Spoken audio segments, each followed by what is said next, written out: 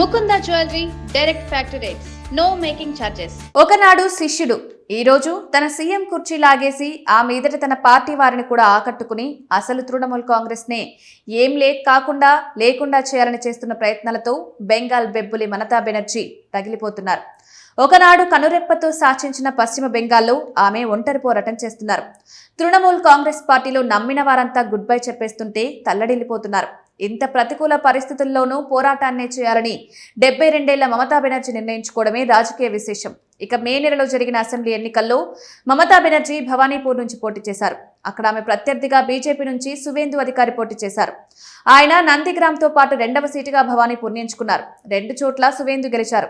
అంతేకాదు భవానీపూర్లో మమత మీద ఏకంగా 15,015 ఓట్ల భారీ తేడాతోనే ఘన విజయం సాధించారు. అయితే తన ఓటమిని ఎప్పుడు ఒప్పుకొని మమత కాస్త లేట్ అయినా లేటెస్ట్ గా భవానీపూర్ ఎన్నికల ఫలితం మీద హైకోర్టులో పిటిషన్ దాఖలు చేశారు. ఆమె భవానీపూర్ ఎమ్మెల్యే ముఖ్యమంత్రి అయిన సువేందు అధికారిని గట్టిగానే సవాల్ చేశారు. భవానీపూర్ ఎన్నికల ఫలితాలను లెక్కింపు చేసే ప్రక్రియలోనే అక్రమాలు జరిగాయని ఆరోపించారు. మమత స్వయంగా కోల్కతాలోని హైకోర్టుకు వెళ్లి మరీ ఎన్నికల పిటిషన్ దాఖలు చేయడం విశేషం. గతంలో 2021లో కూడా మమత నందిగ్రామ్ ఎన్నికల ఫలితం మీద కోర్టుకెక్కారు. ఈసారి భవానీపూర్ మీద ఆమె న్యాయ పోరాటం చేస్తున్నారు. తన ఓటమిని మమతా బెనర్జీ ఏమాత్రం జీర్ణించుకోలేకపోతున్నారు. పార్టీ ఓడిపోవడం ఒక ఎత్తైతే తాను కూడా స్వయంగా ఓటమి పాలు కావడం ఆమె ఏమాత్రం సహించలేకపోతున్నారు. అక్రమాలు లెక్కింపులోనే జరిగాయని ఆరోపిస్తున్నారు. అంతేకాదు ఫలితాల మీద విచారణ జరిపించాలని, అంతకంతకు ఎన్నికలకు సంబంధించిన అన్ని రికార్డులను భద్రపరచాలని ఆమె పిటిషన్ కోరారు.